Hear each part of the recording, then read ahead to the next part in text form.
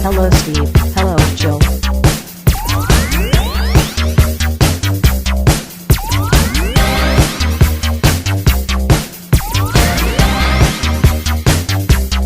It's time to game classy.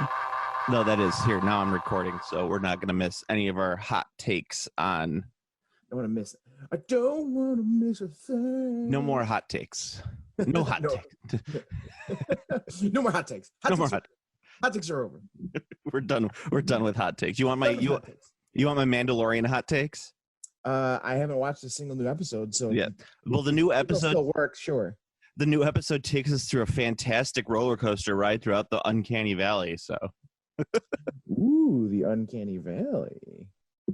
Yeah, and and the character that does that pretty much like he has the physical manifestations of one of the presidents from the Disney Hall of Presidents. So I was like, is it a robot or is it just CG? I don't know. Would you appreciate it more if it was a robot? A robot? Yes, I would appreciate it if it was a robot. Okay, very good. Yeah. Did you see my Did you see that thing I sent you with the Tomb King's Osiark Bone Reapers proxy army? Yeah, it's cool looking. That's what I was gonna say. So if you still want to do a 3D printed Tomb King's army, you can proxy it. Yeah, it makes sense. Just the Osiark Bone Reapers. But I don't know, like, because I know you like tourneys, but you don't like tourneys. Like you just like going and playing. I don't know how much like your casual play friends would really care if you had a proxy army. Nobody I played with would care. I mean, I don't think you could play with that army in a tournament. I'm pretty sure, as long as you were like clear with what is what. I don't think there would be an issue. Yeah, and well, I mean, you wouldn't be able to play in like an Adepticon tournament with it, probably, especially if you're doing 3D printed figures.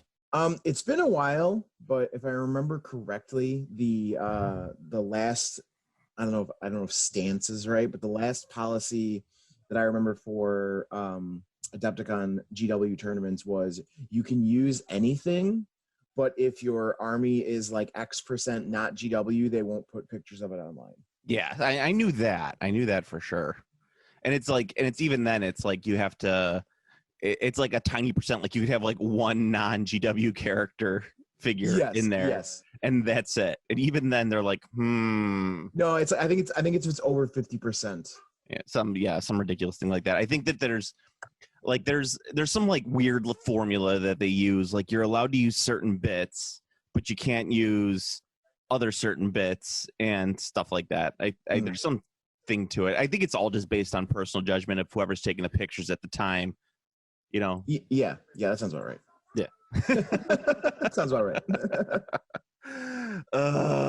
So before we get into stuff, there was some backup stuff that I needed to ask you from previous episodes. I never got around to it. I'm ready. One, what did you think of the Great British Baking Show Japanese episode?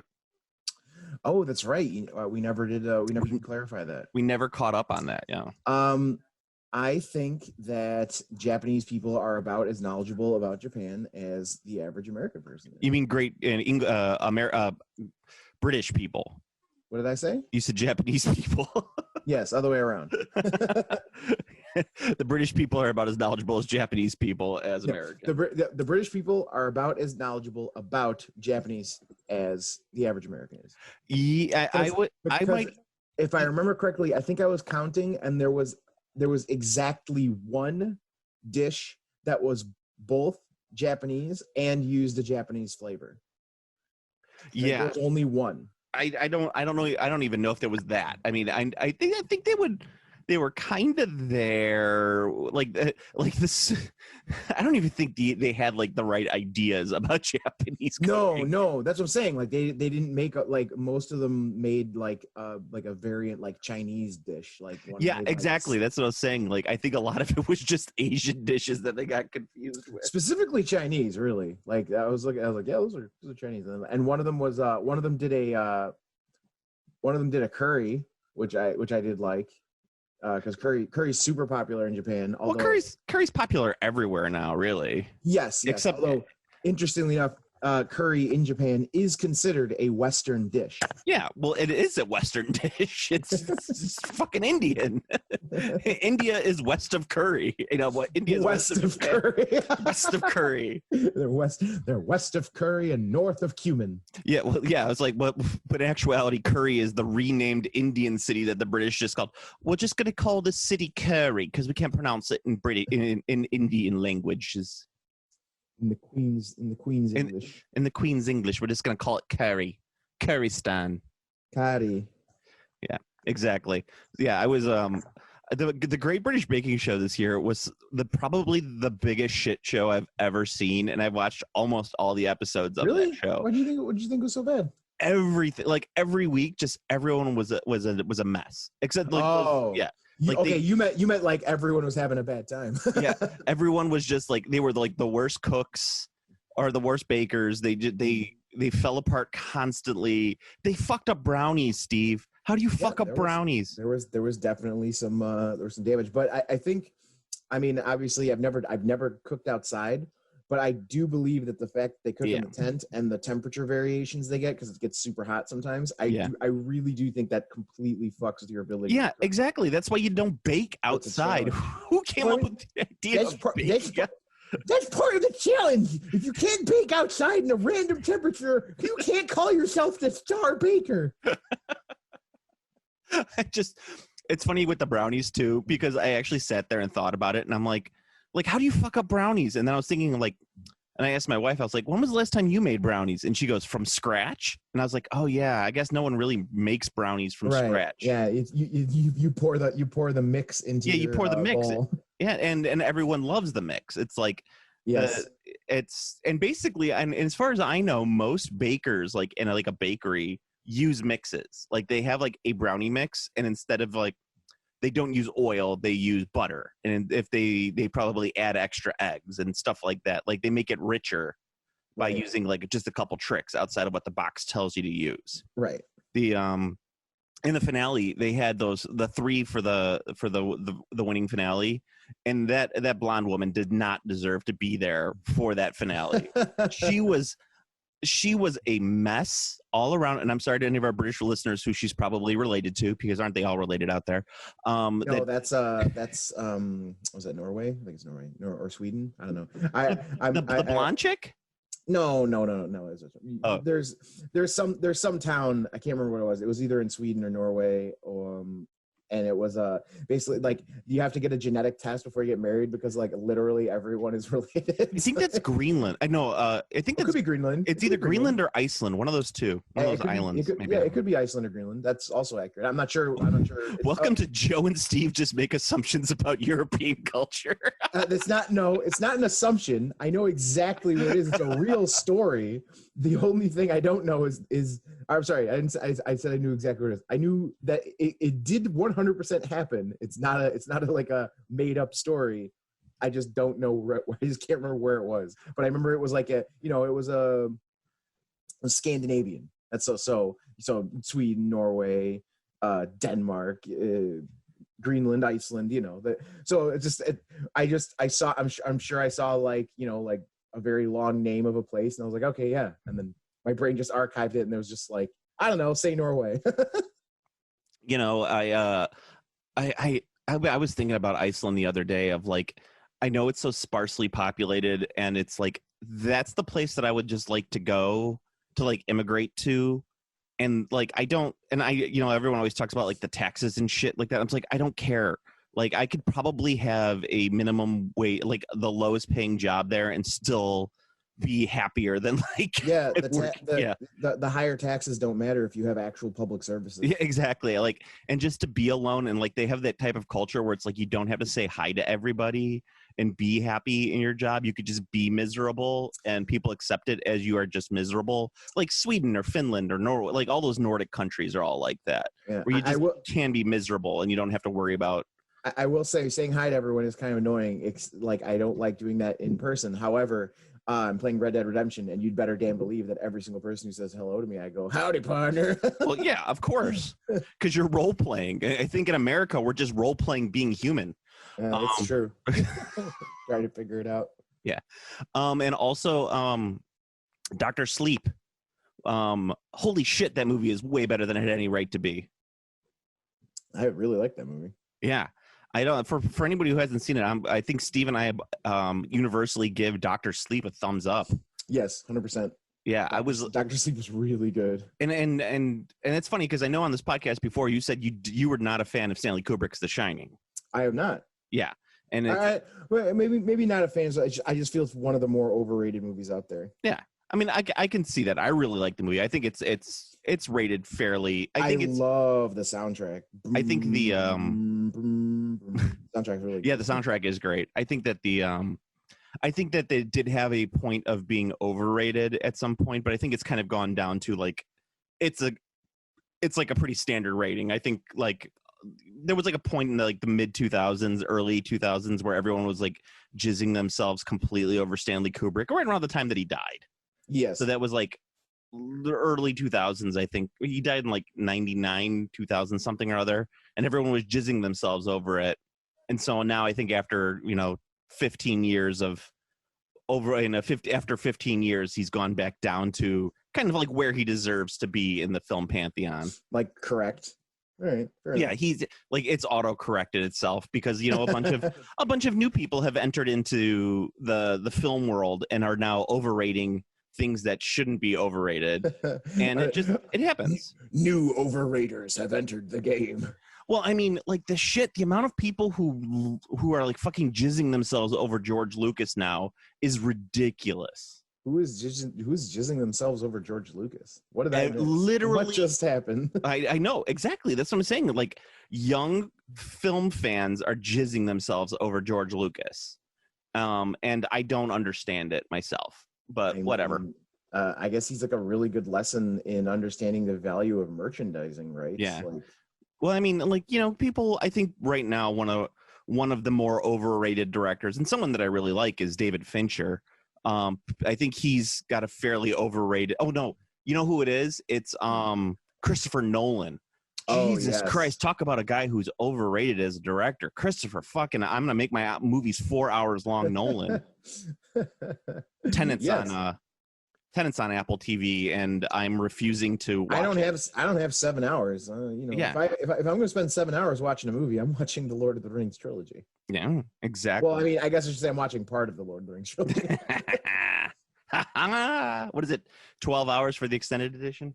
I think it's 13. Yeah, just about. Yeah, I had this conversation the other day. It's like, if I really want to sit down and watch Lord of the Rings, I'm gonna watch the extended edition. But I'm just happy that I have on HBO Max that I could just sit down and put on Lord of the Rings. And granted, it's not the extended edition, but whatever. I'm not really paying that much attention to it. It's just background noise for me. Yeah, as background noise, it's perfect. Yeah, and they have all of the Hobbit movies as well, which is nice. Yes, but and can you set it up in to play them all in a row? No, unfortunately not. They need to start that like, I mean, I'm no big shitty programmer, but I think that the fact that no streaming service that I'm aware of has the ability for you to make your own playlist queue other than fucking YouTube is kind of annoying. I was actually thinking what Peter Jackson needs to do is Peter Jackson needs to go back and revisit the Lord of the Rings trilogy. I know the 4K edition that just came out is supposedly amazing, but he needs to go back and he needs to edit all three of those movies into one mega movie. And by what I mean by that is he needs to go in there and he needs to seamlessly blend the end of Fellowship into the beginning of Two Towers and the end of Two Towers into Return of the King. With you take out the title sequences, like with the with the title cards and stuff like that. We just get rid of them and just make it one long movie. And it would be difficult because all three movies start with very weird backstories that are kind of like especially Return of the King. I hate that opening to Return of the King where you see like Gollum's backstory. I think it's so jarringly out of takes you out of the story. I see. That's the thing. It does if you just watched a Lord of the Rings movie. Yeah. Like when you like the theatrical gap, all of them were perfect. Yes, exactly. No, you're right. I think let's see. I'm looking here. Okay, so if we made it into one mega ultra film, including the Hobbit trilogy. I don't know. Let's not include the Hobbit trilogy just yet. Let's see if we could do it with Lord of the Rings first. Right, so Lord of the Rings, if cut as a single film, which means no credits, no opening moments, is 11 hours and 6 minutes. Okay, I'm okay with that. That's cut as a single film with opening credit sequences. So there's that. No, I think that's totally. I think that you could do that, and I think that he probably has a lot of material that he could probably use to fix that. Yeah, supposedly there were reshoots at some point, like somewhat recently. So I think they said there were reshoots. So either that means that there's more content for these films, or what I suspected when they said there were reshoots with the original cast. I was like, that's probably gonna be footage for the Amazon show. Probably, and it can also be for that 4K cut that they just put out, because that 4K cut is supposed to be amazing. It's supposed to be like the greatest thing ever. I want to buy it, and I was talking with Dwayne about this too. Is that I really want to buy it, but I don't have the system for it. Like I'd have to, if I upgraded my TV and I upgraded my sound, I would totally get the 4K Lord of the Rings. Right. But I think for right now, the system that I have, there's no real need for that. If that makes sense. Yeah, I got you. Yeah. So I don't know how we got the mega cut of Lord of the Rings, but what the hell? Why not? Because it always comes back to the Lord of the Rings. It always comes back to Lord of the Rings, and also that blonde woman did not deserve to be on that finale. It should have been. It should have been Ermine, the Caribbean woman. I don't remember where she was. I want to say Jamaica, but I could be wrong on that. But she was fantastic, and yes. The blonde woman was a mess. Everyone liked her food, but it just didn't look good. Yes, which I think was bullshit. But anyway, well, so I'm a function over form person, so I would absolutely be like, if someone showed me something that had an amazing presentation, I would note that the presentation was not as good, but at the end of for me, and I think this is personal. At the end of the day, taste is king. Well, yeah. Well, I mean, it's what is it? There's that formula that you follow where it's like poor people, it's about quantity over quality. The more food you get, the better. When you're middle class, it's about quality over quantity. So you want quality food. But when you're rich, you care about presentation because you can always get quality food. So you want your food presented in a nice way. Right, so exactly. It's like they're really like what that show is really striving for is to hit that rich, where it's like everybody's going to generally make good food, but it's about the presentation of the food. So it's like when I see someone on the Great British Baking Show who makes a really fucking obnoxiously fancy cake or something like that, I'm looking at it and I go, yeah, it looks super fancy, but does it look like, is the presentation good? Like, yeah, you did a fucking lot here, but it doesn't look that good. It's just a lot of fucking fancy shit, you know? Mate, it's overworked. Yeah, and plus I can't. Yeah, exactly. And I can't eat it, so I can't really tell about taste. So all I can really care about is presentation. So. Fair. And and I have to rely on Paul Hollywood telling me if the bake is good. Well, I mean, if you see him drop out the handshake, you know it's good.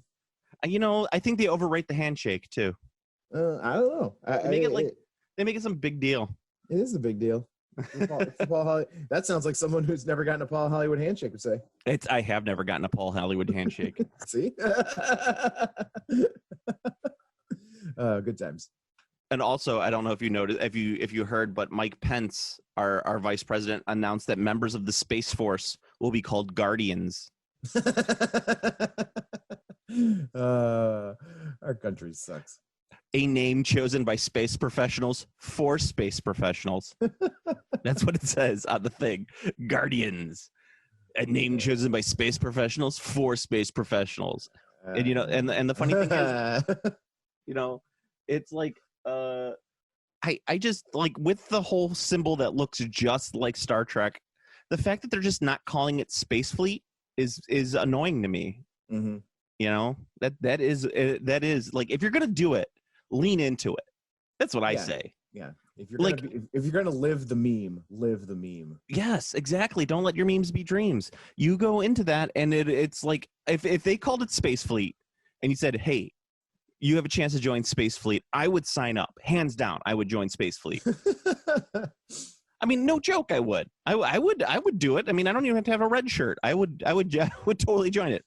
Good old Space Fleet. Yeah. I mean, did you got the? I always that took me a long time to wrap my head around that the Federation and Space Fleet were two separate entities. Mm. Yeah. But anyway, sorry, we got on a tangent there. All right. Space Fleet. So you said you had content for today, I did. and I wanted to hear what your content was. my gold standard idea of content. Well, so it's all the rage to do these days, and I realized that we as a podcast have never done one ever, but a miniatures game tier list. Ooh, a tier list. Yeah, a tier list. So Okay. I have a list of miniatures games, Okay. and then we're just gonna tier them, and then we're gonna reevaluate. We can either I mean, I don't know if you ever built a tier list, but it'll be easy.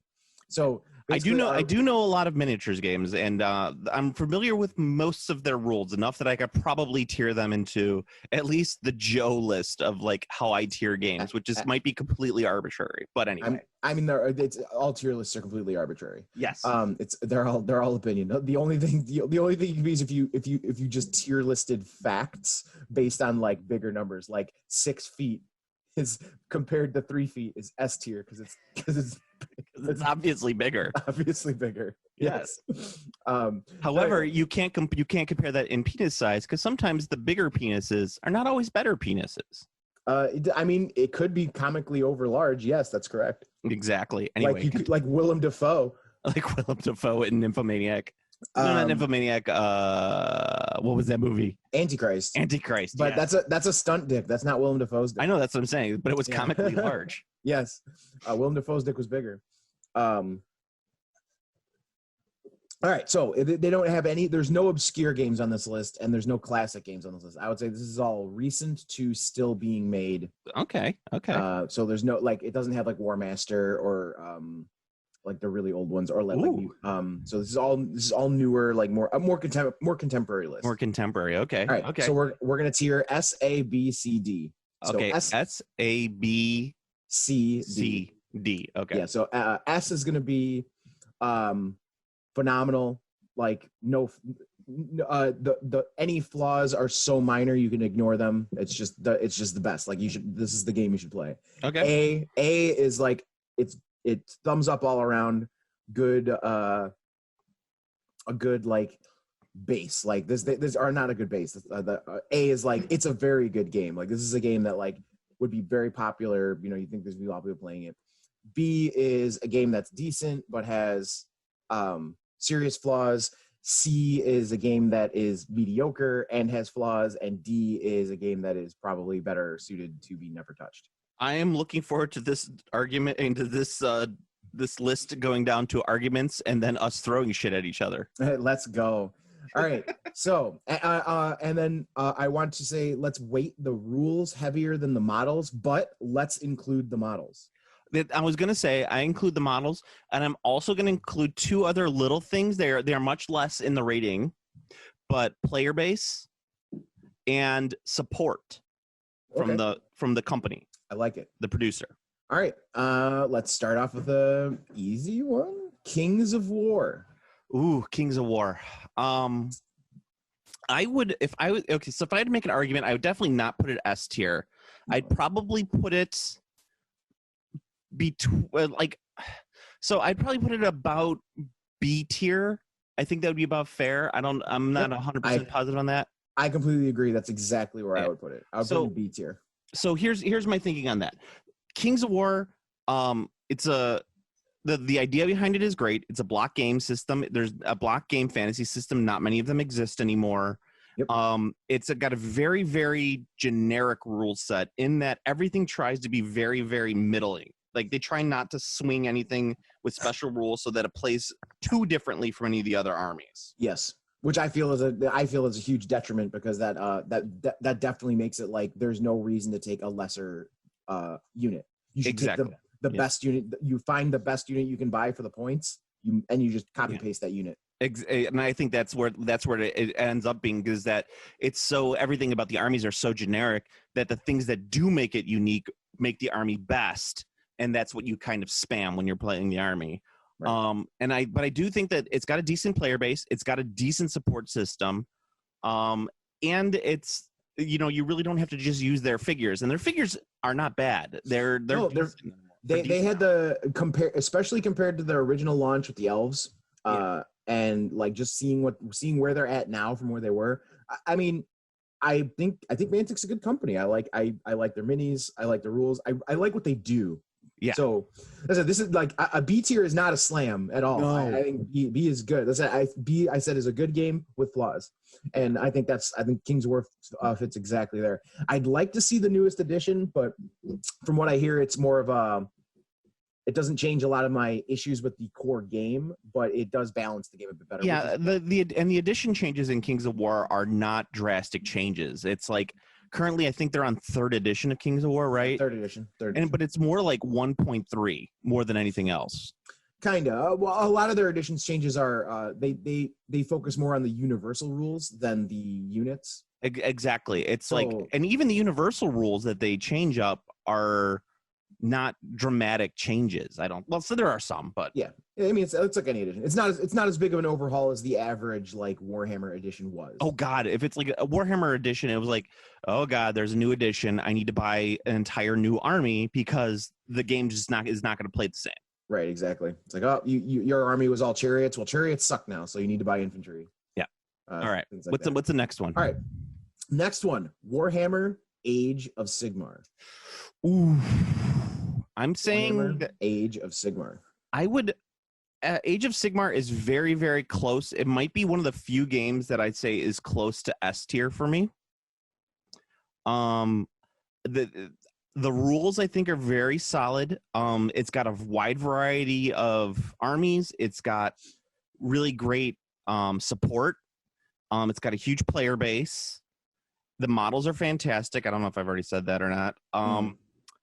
It does have its flaws in that it does suffer from exactly what we were talking about, in that when there are edition changes, it's like you're playing an entire new game and you have to. Yeah, a lot more of the armies were kneecapped than people had thought when they did the big edition change, because like it was subtle, so you didn't notice until you actually started playing games and you're like, wow, this thing that used to be good sucks now. Yeah, the game, like the armies, like Fire Slayers became a completely new army in between 1st and 2nd edition of that game. And in 2nd edition, they were like, okay, well now you have to have terrain as part of your army in order to make your army good. Right. And then they tried to, like let's face it, 90% or let's Games Workshop is about making money. So their whole thing is that when they do a new edition, it's because they want to create a new revenue stream somehow. A lot of these games are not always that case. Like Kings of War, I don't believe is about, like, yes, they want to make money. They're a company. It's like we're in a capitalist society, but I don't think that their edition change is necessarily driven by profit. It's about, yeah, hey, this game's gotten kind of stale. How can we fix it? Yeah, the only thing they sell more of when they do an edition change for Kings of War is the core book. Yeah, exactly, and it's like a $20 book. So yeah, and it's not an overhaul of armies, so you're not going to see the revenue streams from your new army releases, because that's what it is. The new edition change always carries over into new army releases. Yeah. So what's your rating on Age of Sigmar? I was going to put Age of Sigmar at A tier. A tier, yeah. So that's what I'm saying. Just about like in between S and A. Yeah, I was going to put it at A tier. Basically, the flaws listed certainly put it towards A, and I also feel that the tournaments could use work. I guess like the competitive side could use a little bit of work. Yeah, it's pretty good though. But recently the army book codex creep has been pretty absurd, although it hasn't mattered much because there haven't been any tournaments. Yeah, well, exactly. Well, we've been a year out of tournaments, and if we were going to talk about if we were going to include tournament play as part of a game, there are very few games that can actually work on the tournament level. Competitive nature of the game. Yeah, I mean, I think it matters because there's some that are. I mean, we have to say that because one of the selling points of some of the games we'll review was the fact that they were made to be tournament competitive. So That's we have to count for that. Okay. What's your next one? The next one is BattleTech. Why? Why? BattleTech, I gotta give the one thing I gotta give BattleTech props for is the fucking fan base of BattleTech.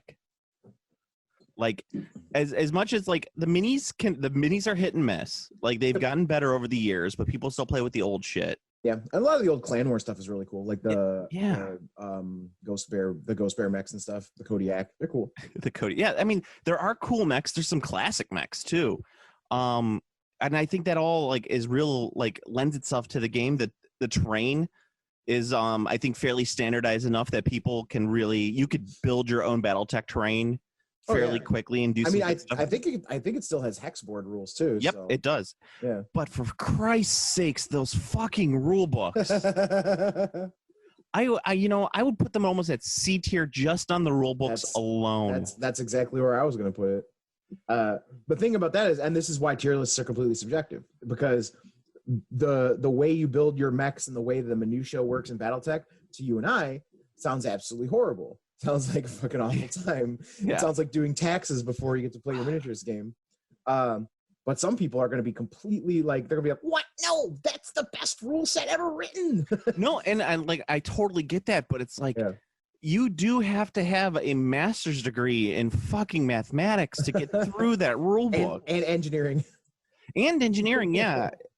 It's like you're building your own shit, and then you have some guy go, that would never work as a mech. It's too heavy to complete with ground, depression. And you're like, look, you also need to overhaul the fusion reactor here. Otherwise, you're gonna have too much pressure on the joints here and here. What did you fail basic physics? and then you're like, well, I mean, yeah, that's right, but this is a science fiction game, so we can easily just have it play. And the guy's like, no, actually, it's supported here in the rules that it's going to fail.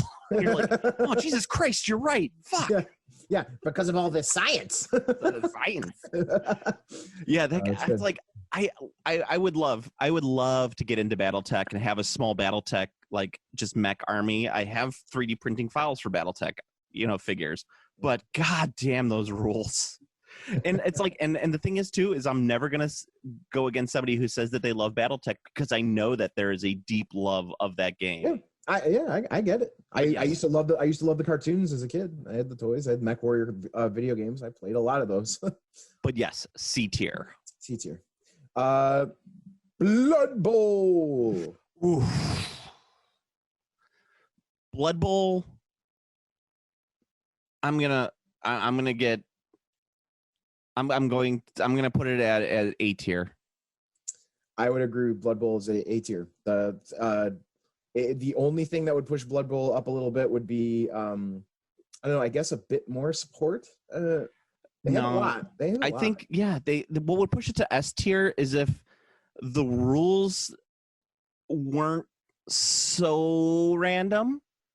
In that, like, I love Blood Bowl. I love playing Blood Bowl. They're pretty random, but they're not like completely. But you cannot play that game with the same type of I want to win attitude as most mini games. No, if you want to win, Blood Bowl is not the game you should play. No, Blood Bowl is a game about having fun, which is, we all know miniature games are not about having fun. That's right. Miniature games are about winning. It's about winning.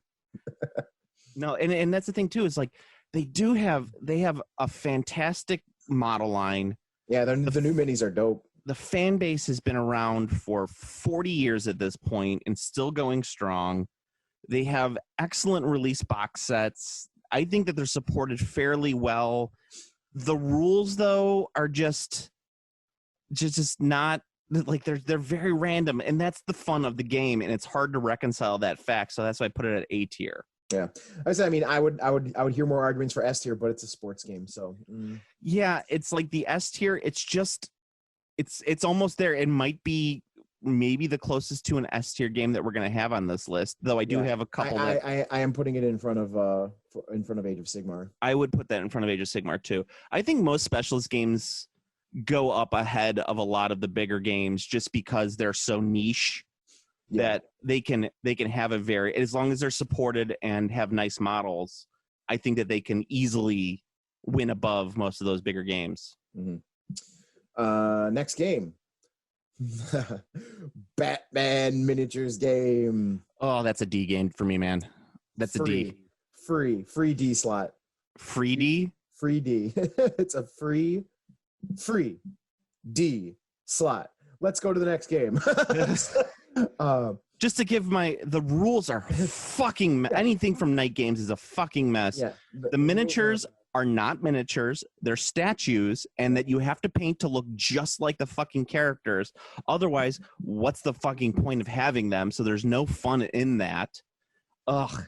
I do like the terrain for those games. I think that's very cool looking.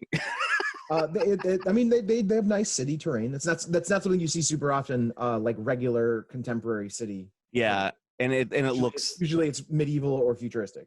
And if you get a nice board with some MDF cut terrain like that, and you put like some fake lights in it, and you have a mostly black board, it looks fucking phenomenal. Yes, for Batman. Anywho, I am the bit. All right. Next game, A Song of Ice and Fire. Ooh, I was wondering if this was going to pop on here. I might go. Like, look, I'm gonna take myself out of who I am as Joe, but I'd put that as high C, low B. I might go high C, and I'll explain my reasonings. But you go ahead. I was gonna put it in C above BattleTech. I like the look. I like the design. The game seems clean. Yeah. I don't like it. The game, like game design wise, they made non-combat units more important than combat units in a war game, which is when we're rating miniature war games. And then also it does lose, believe it or not, it does lose points because it's a licensed game. Licensed games for me all lose points because there is a chance that the game will just go poof because the license runs out. Yeah. Now, it doesn't necessarily matter for miniatures games because miniatures games licenses are super, super long. But licensed games like Lord of the Rings, the card game for Decipher, I'll use this as a quick example. Super popular card game. That was one of the most popular card games of the time, of its era when it came out. It was a really great game mechanically, super strong mechanics, very good game. Made tons of money, but New Line decided just like, we're not renewing the license, so the game just died. Yeah. I mean, I totally get that. Yeah. So I don't like having that hanging overhead. But what do you think? So a lot of the similar things. I think the game suffers from component bloat. I think there's too many like chits and movement trays and everything else that you have to get the game working and running well. Yeah, you could sub out some of that stuff, but it's like most Cool Mini or Not games, you have to have a shit ton of components so that people think the game is worthwhile. Right. And that's always kind of a mess for me. I do agree. I think that I don't like licensed games, but I think for different reasons than you don't like licensed games. Like you don't like licensed games because the license could run out. I feel that games and their creativity are hampered by licenses. And I've talked about this on the podcast before. So they have a Baratheon army now. That's cool. Except everything is kind of modeled after, we're going to have hammers and all this shit because that's what Robert Baratheon had in not even one episode of the show. He used it on the battlefield. So why all of a sudden are all of his knights using hammers? That doesn't make any sense. Yeah. Because that's not the way that knights work. Now, if that was supported inside of the license, then I guess you could say that. But they're taking like weird liberties that that are not necessarily, I think, true to the story. And so you have that problem, and there's a lot of disconnect for me as a fan of the license and minis games. That's a big problem for me. Yeah. Also, I think that you could get. I think that it would be much cooler if it was a lot more.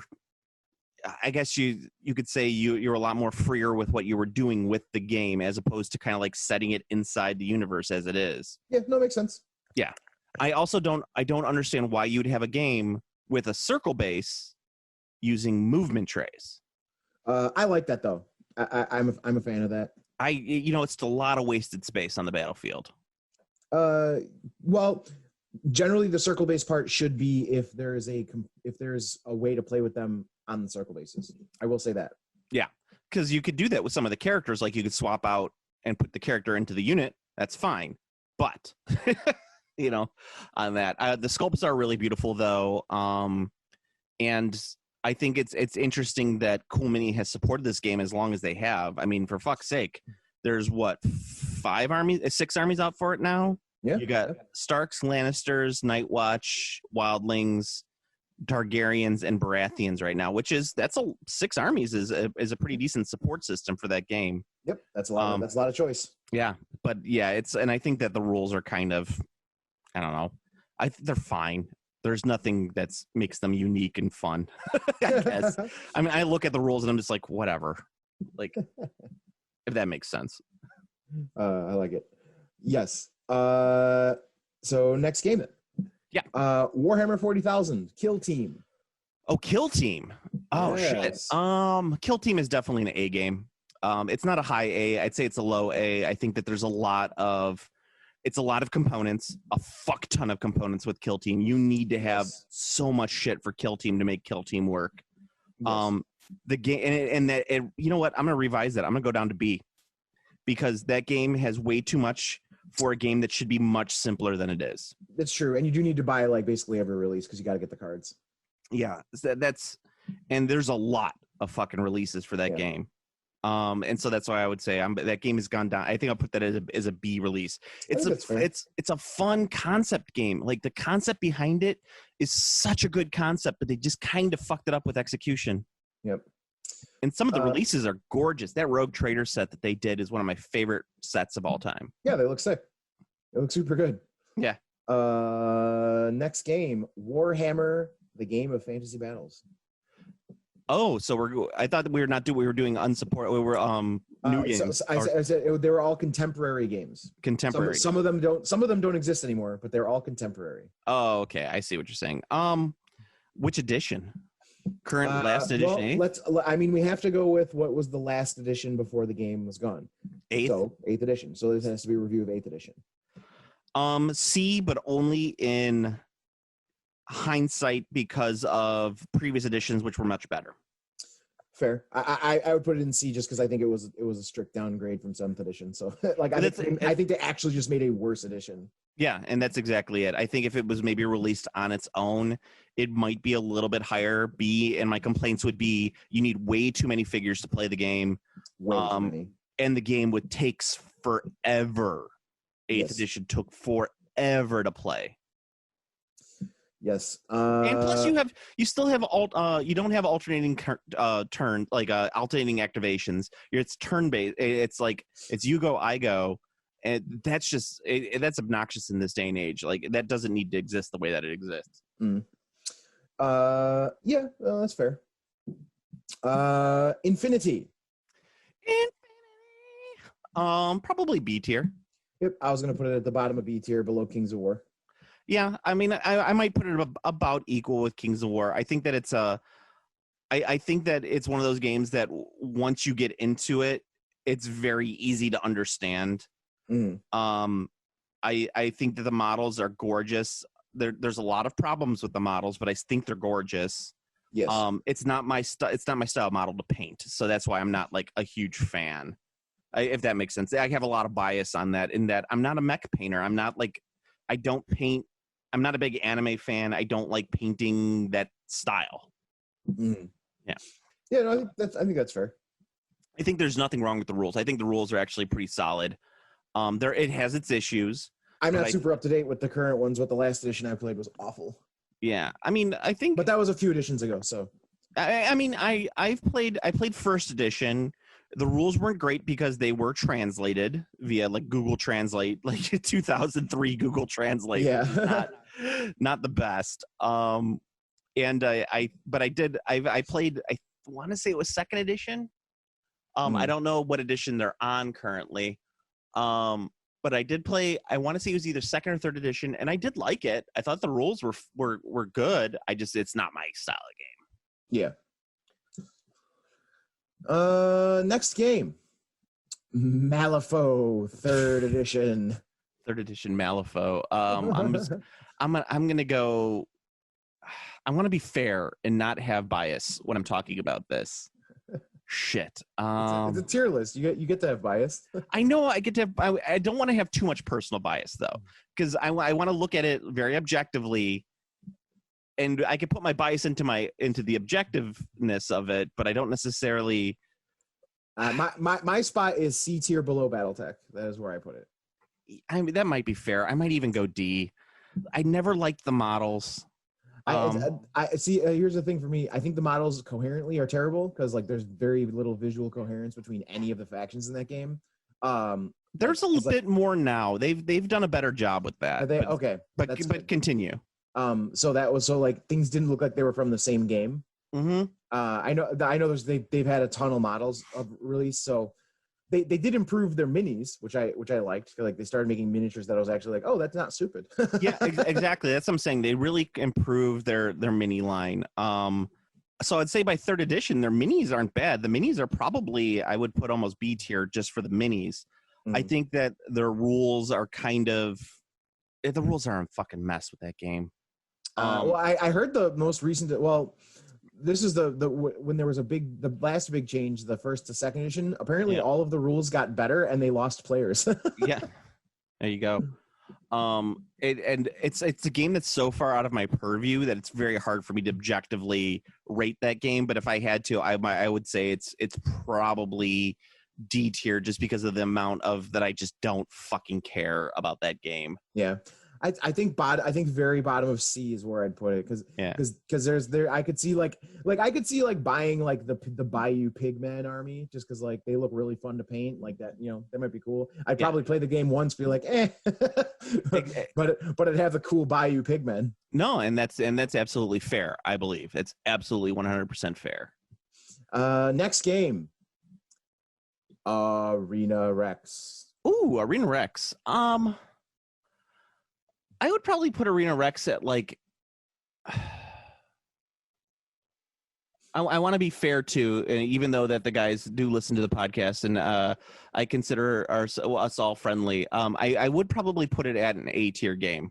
Really? Yeah. I was gonna put it at S, but I want to hear why you think it's a A. I think that the one thing that kind of holds it back from S tier, if anything,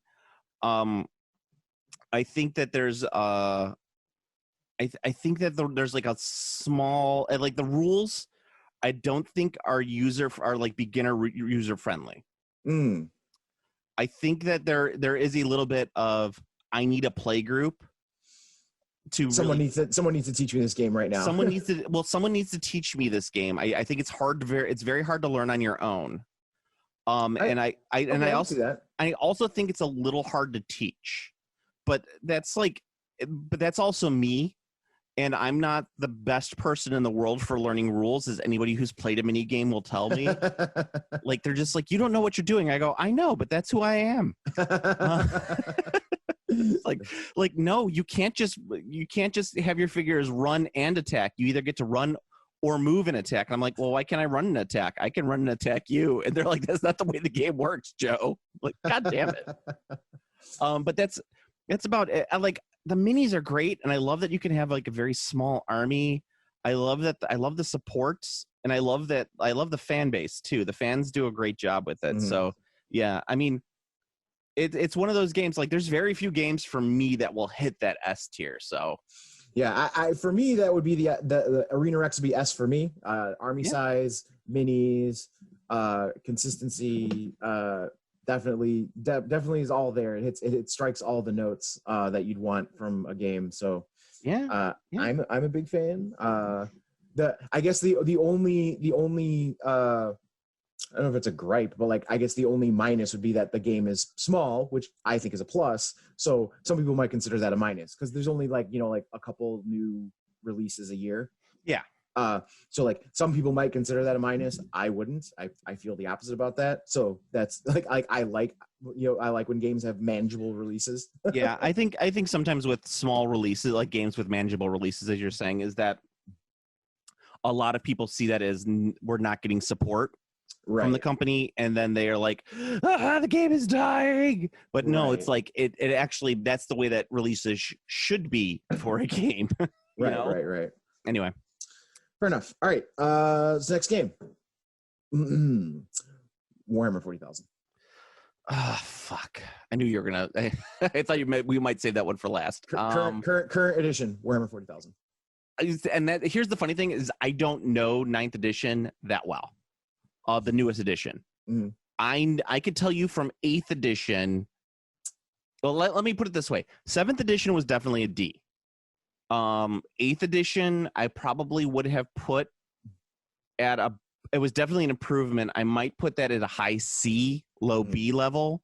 There was a lot of problems with the last edition, including like the problem you had with Kings of War, where it's like because of the way that the edition worked, you had to take this way of doing your army. Right. Like, and yeah, you brought the Imp Guard detachment, so on and so forth. You bought the Loyal 32, a Titan, Knight Titan, and a Blood Angels detachment. They did completely kill that in the current edition. They did. It's completely dead. You can't.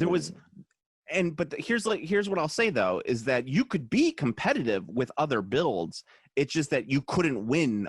You couldn't like take the tournament unless you brought that specific. Yes. list. Yeah, you had to have that list.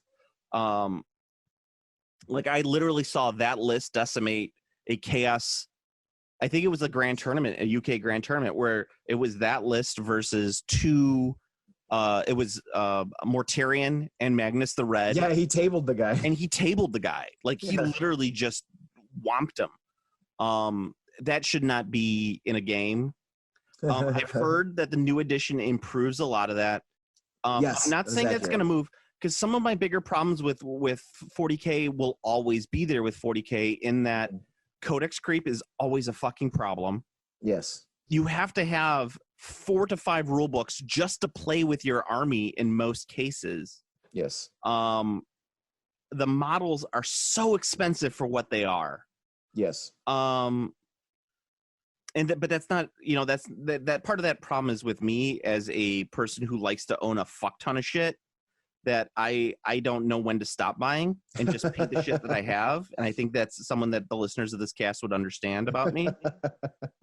But yeah, I don't think 40K will ever get above maybe a low B rating. Yeah, I was gonna put it at high C, low B. Yeah. I didn't decide if I was gonna put, but I think the codex creep, I think I'm gonna, I don't know if it's bad yet, but that seems like a really good reason to put it at the top of C, above Warhammer Fantasy. And that's the funny thing, is that Age of Sigmar does not have that level of codex creep that 40K does.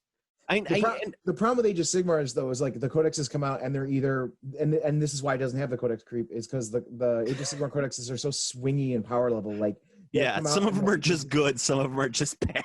Yeah, it's like oh, Beast Claw Raiders, okay, cool, your army's terrible.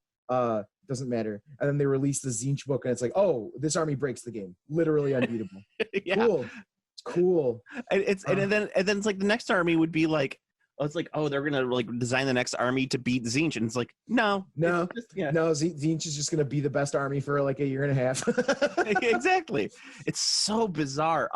So it's weird because like there are new codexes that are absolutely busted in Age of Sigmar. And I don't that are not really. I don't think that 40K has had codex creep as bad as it did like in that 6th, 7th edition era. I think it's been a little bit better.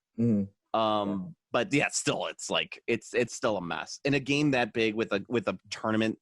And I think that's part of it too, is that the tournament levels for 40K are so huge that people will find a way to break that army and break those armies and codexes so quickly that it maybe seems like there's like codex creep. But I don't know. It's gonna be crowdsourced and destroyed. Next game, the Middle Earth strategy battle game. Ooh. The newest edition? Yep. Current edition. Shit. I'm going to have to go high A, low S. Yeah, I like that. I'm going to put it right below Arena Rex in A tier. Yeah, I mean it's good. It's real good. And I think that they do a lot of really good, and the balance I think is there. I think that the models are pricey, but you don't have to have that many, which is nice. Yeah, army size. You do not have to play a giant army in that game. Yeah, But I think that one of the problems I have with it is kind of what we were talking about with Song of Ice and Fire is that licensing. You're hamstrung by what you see in the books and movies. Yep. You don't have to be as a designer, but Games Workshop is pretty close to Tolkien lore.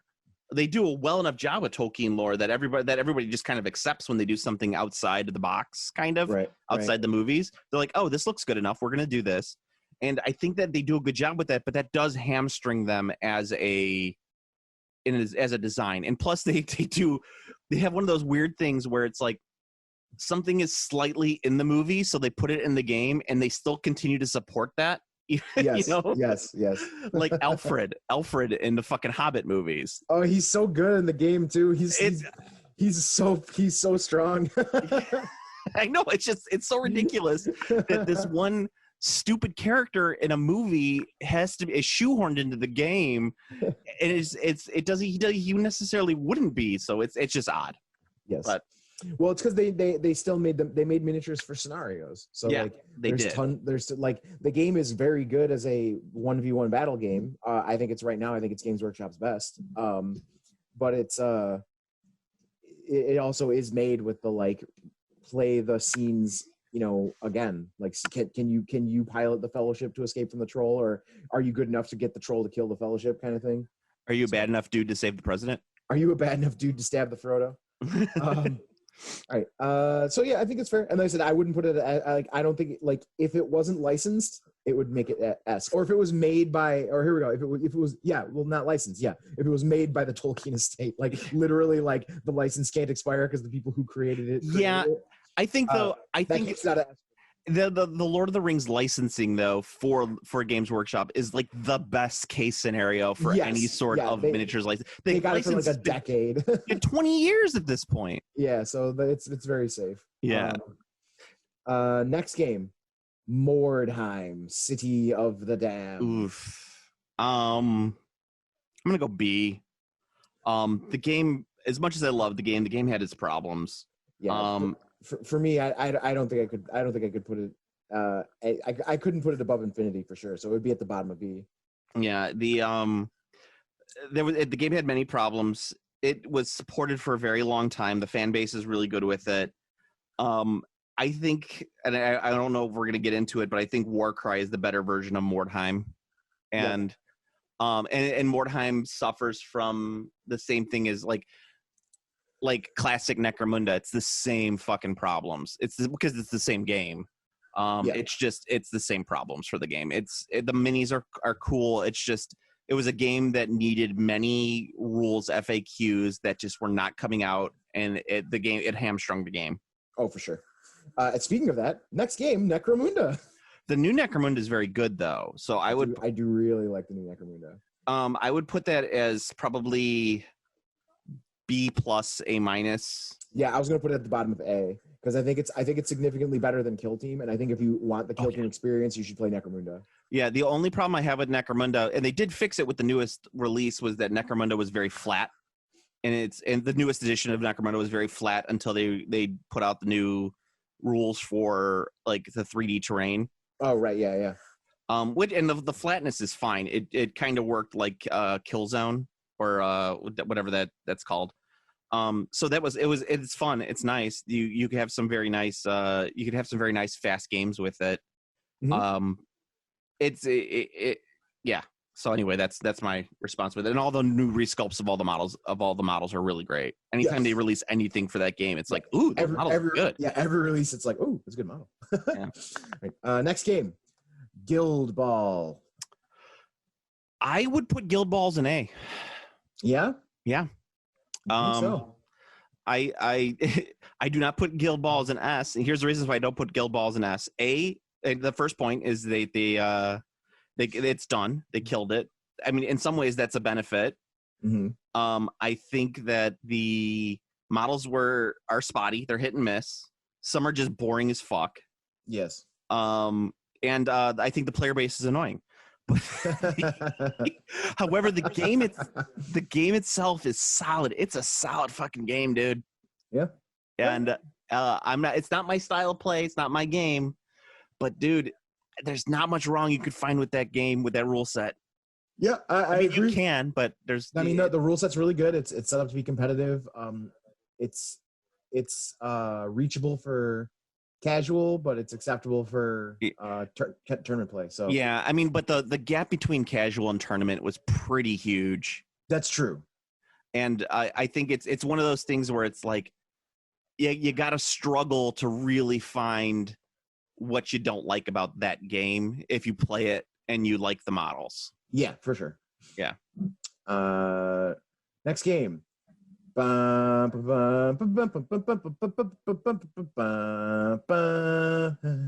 one? Star Wars Legion. Legion. Okay.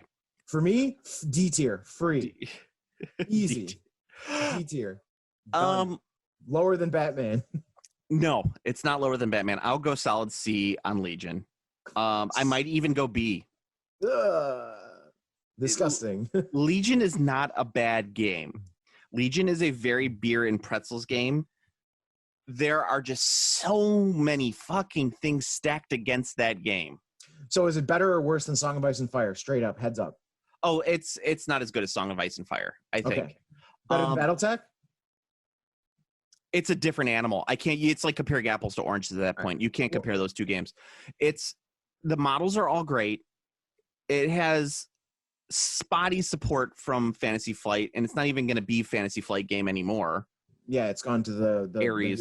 Hero Forge or whatever, the studio that makes the. It's Ares, isn't that what it's called? Ares I don't remember games? what the name is. Yeah, it's the guys who made the Crisis Protocol. Crisis Protocol stuff. Yeah. So, but it's like the spirit is there for that game to be good. There's a fuck ton of components, which I do not like. It's licensed, which we've talked about numerous times, which is bad and it really suffers from like shoehorned in shit that you see on screen. Yeah. That's like the worst thing. And it's got such a fucking slow release schedule that the game, you can't really support it.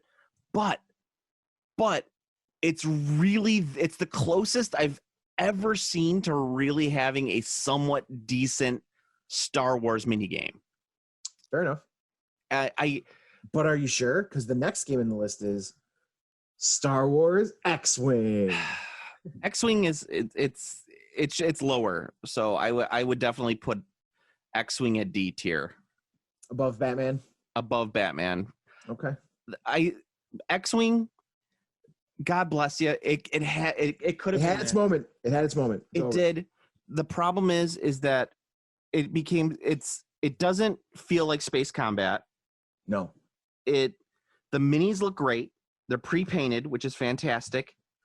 The rule set's not bad, but it's like you have to have a certain list to play.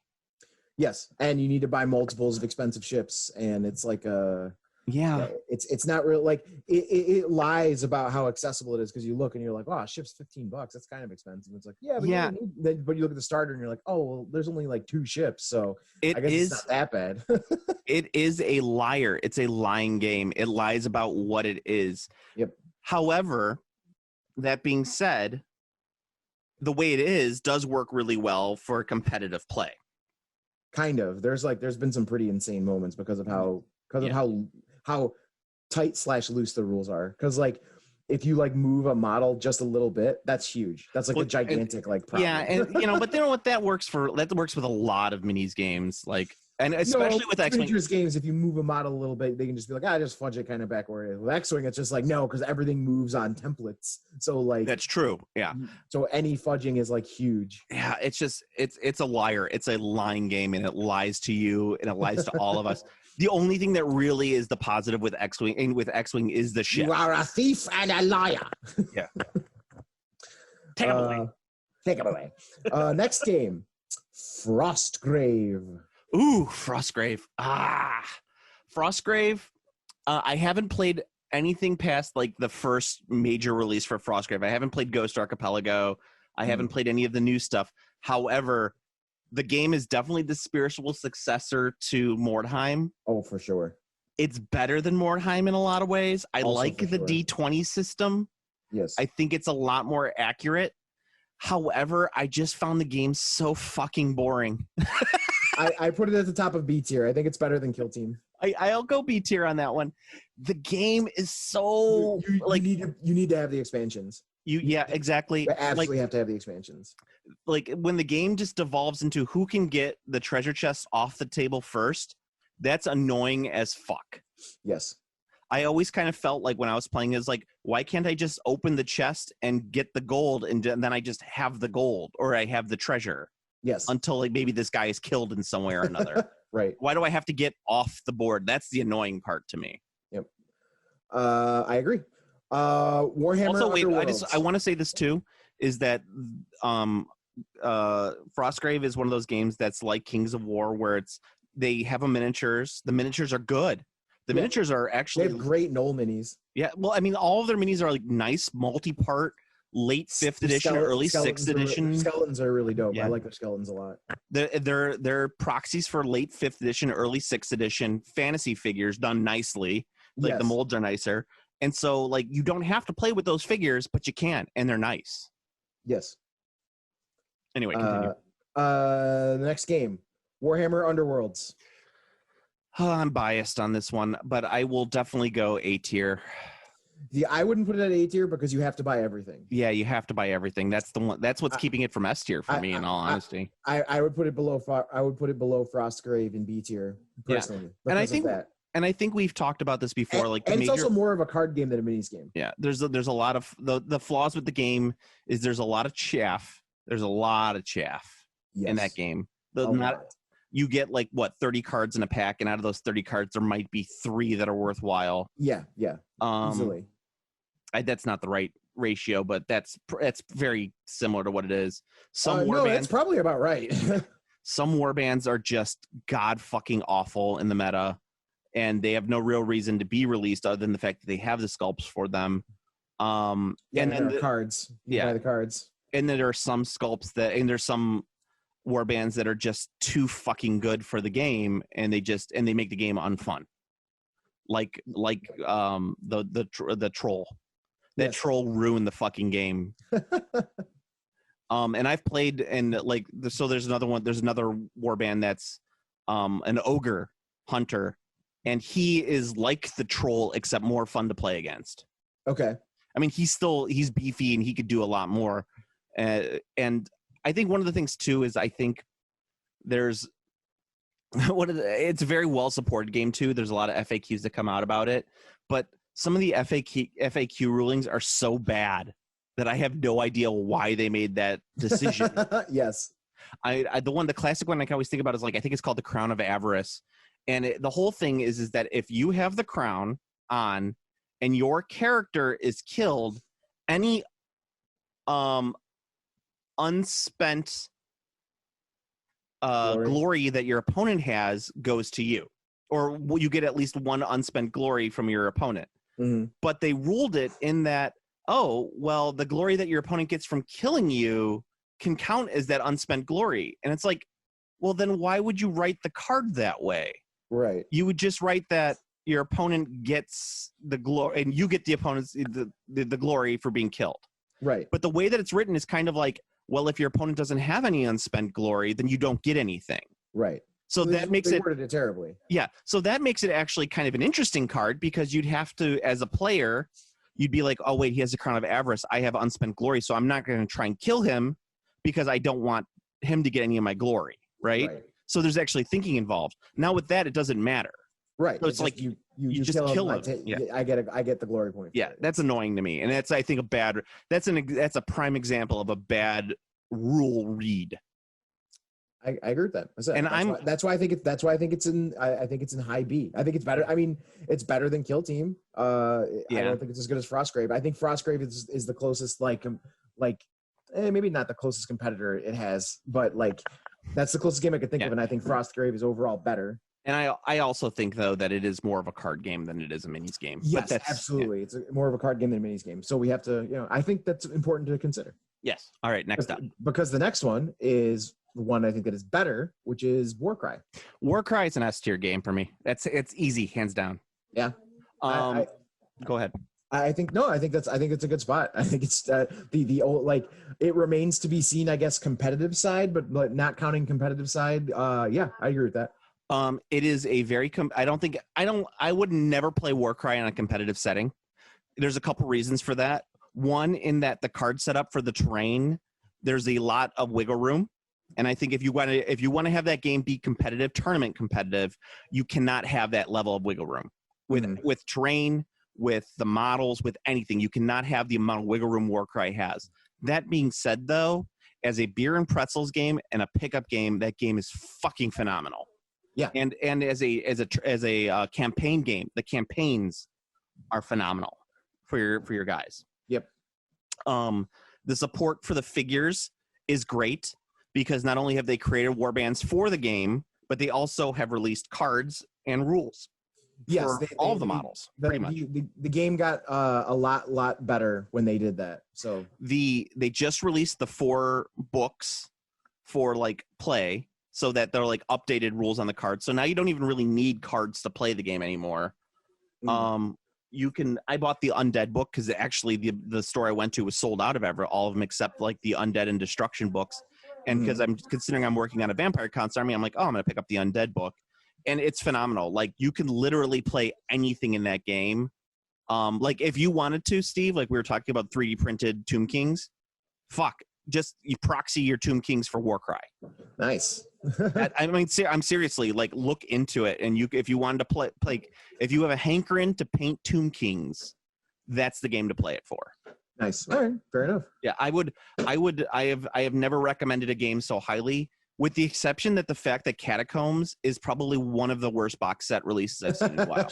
Well, I mean, you guess you can't win them all. You can't win them all, but I mean, like the components, like it's worse than the sum of its parts. Let's put it that way. You look at it all individually, you're like, oh, this is fantastic. Oh, this is fantastic. And you put it all together and you put that price on it and you're like, what? No. This is outrageously You turn into Mark Wahlberg from The Happening. Like, what? No. No, ma'am. No. No. Anyway, go on. Do we have anything left? That's it. I got a couple more that I'll add on to there. I sent you this. Well, I sent you the screenshot. I legit made an actual tier list. Like, okay, here's a couple for you that are still contemporary games that we did not talk about. War Machine and Hordes. Oh, I forgot. Take a look at the picture. Did you send it in the chat or in? I sent it on Facebook. Okay, let me see. So anyway, War Machine Hordes. I forgot we didn't mention them because I put them where they're gonna go. That's funny. I'm assuming you put them in like sub D F tier. Just look. Okay, yeah. They're in D tier. That works for sure. They're in D tier. That's hashtag truth on that one. I completely forgot. It's so funny. I just completely overlooked them because I was just like, they're gonna be in D tier anyway. I'll put them here now before we talk about them, and I forgot to mention them.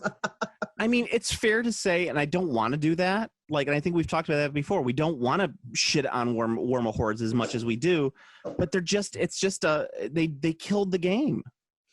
Yep. I hear some okay stuff about the new one, Warcaster. Yeah, Warcaster supposedly a fairly decent return to form. So we'll see. I mean, I would like nothing more than to see Privateer come back with a fiery vengeance with Warcaster. I'd be happy to see it. I'd love to see it. Okay, and then we also forgot to put in Flames of War. They weren't on the list. They weren't on. Is it because they're historical and not fantasy? They just were. This is just not on. They were not on the miniatures war games list tier maker. Okay. No. I get that. I didn't actually see any historical games whatsoever. I'm assuming that it's because they're non-historical, but I will actually say that. Yeah, there's too many historical games. They're like the entire tier list we just did would be like tripled if we added the historical games. It's very true. If I'll add Bolt Action and Flames of War just in our discussion of it. I would put Flames of War at probably low B, high C. I think that I think that the new rule set, and like Team Yankee I'd put there too. I lump them all together. I think that the rule sets are fairly decent. I think the minis are fairly decent. I just find them boring as like in concept. And Bolt Action, I would probably with the newest edition, My problem is I put them in C. I like the rule set.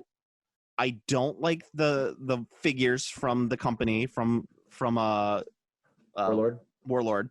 Mhm. I don't like the I don't like this level of support. I think that the fact that they haven't had a new rule book or a new like army book for that game since like, and it's been like 6 years at this point. Yeah, I don't think they're coming out with a new edition. There is literally no support for that game, and people love it though. So I mean, I'm cool with it on that end.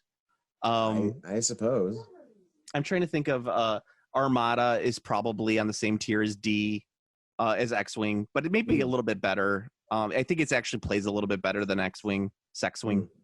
Yeah, well, Armada, it's legit a totally different game because like it's like you create a stack of like orders and like things like that. It's a very different game. I think it works a little bit better as a game. Shit, I'm trying to think of like I'm going through like the store, like if I go into a gaming store and I'm looking at the minis, like trying to think about their confrontation is not really around anymore. That's it. I just went with the list that existed there. Yeah, I think this is pretty accurate. Yeah, I think the problem is that half of our A tier list probably could have been moved up to C. Like if they're so close, I know moved up to S. I should mean not C. Is that like? I probably put Arena Rex up there. Probably put Middle Earth. Probably put up Blood Bowl. I think all of those probably could have gone up to S tier. Oh, let's do it. I mean, like I don't know. Like I think we can put Arena Rex up there. We can put Blood Bowl up there. I think, yeah, like we can put all three of those up there. I think that those are all S tier games. Here we go. I've updated the list I'm sending it to you. Yeah. There we go. There's the updated tier list. That beep that you heard was Steve sending me the updated list. So I think it's about right. Yeah, I think this is I think that's solid right there. I think that's solid. You know what's a game that's not on there is 30K. I think that might be. I'd probably maybe put that above. I'd probably put that at B tier. It's above the C. It suffers a lot of the problems of 40K. It's just better. I think it's better supported in that it's less supported. Right. It's so there's not as much, and I think it's very middle of the road with all of its armies, as opposed to the armies being very swingy. Yes. Anything else? I mean, I'm trying to.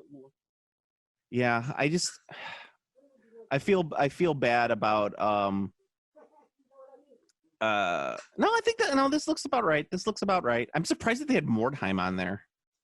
Yeah, Mordheim I thought was weird, but it was on the list. And Warhammer Fantasy Battles. Yeah, again on the list. I think because probably when they were made, it was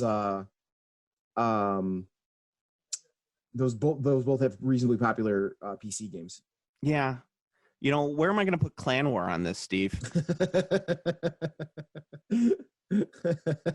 Clan War would actually probably be at a C tier if I had to think about it. What about Vor the Maelstrom? Vor the Maelstrom. Does the Vor the Maelstrom even count as a game? It did. It was a very popular game, and Void as well. Both of those were very popular. Yes, what about Chronopia? Where am I going to put Chronopia? Oh, Chronopia! I loved the Chronopia boxes. Oh, Chronopia was a fantastic. Like Chronopia was just it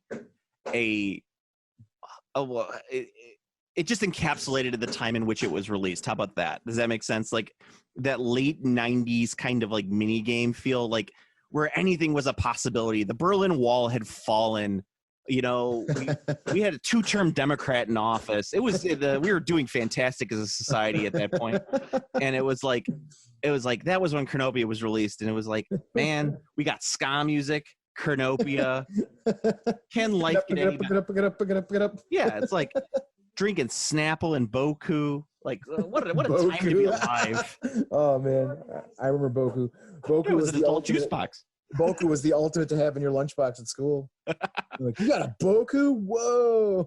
Yeah, it was. I say, what a time to be alive, man. What a time. But anyway, yeah. If the Chronopia stuff does look, I always thought looked really fun. It was just a terrible fucking game. And what's the other one? Warzone as well on there. Mutant Chronicles. Yes, Mutant Chronicles. That one I noticed was specifically not on there. I think it just didn't break the popularity barrier. You know what's a game that's not on here? They don't have a couple of the specialist games from GW that are not on here, like Adeptus Titanicus. I think they're counting those as. I mean, me personally, I count those more as board games than minis games. That's true. You can count them as a board game. But if you're going to count those as a board game, you should probably count Necromunda as a board game. I don't know. I think they're different enough because like Necromunda, there's a lot of well, it doesn't. Well, actually, no. Aeronautica is the one that has an actual board. Yeah, Aeronautica has an actual board. Yes. I might put that as one, but I mean, I would put Aeronautica and Adeptus Titanicus both at probably B tier. Yeah, that's probably right. They may sneak into A tier because they're actually pretty fun games. I think that the cost of the models is kind of ridiculous. And I think that there are, you know what? I might just put them at A tier, both of those games. They're actually pretty fun games to play. Right. Yeah. So, I mean, if we had those, that's where I would put them. And then there's, of course, those games that are kind of outside of what would normally be considered minis games, but are pretty much minis games like Zombicide and shit like that. Oh, yeah. Those are definitely minis games, but they just are hiding as board games.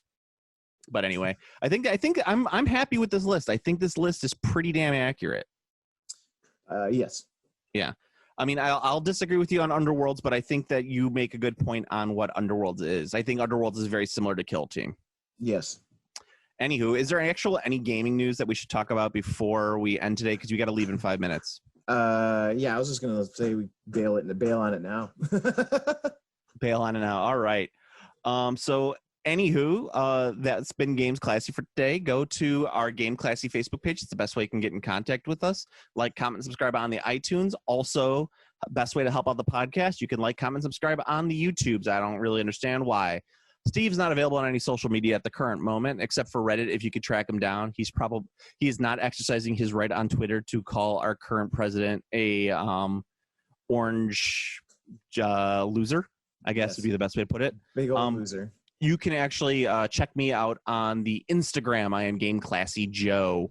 You can see pictures of my 3D printed Vampire Cons army. So, Steve, until next time.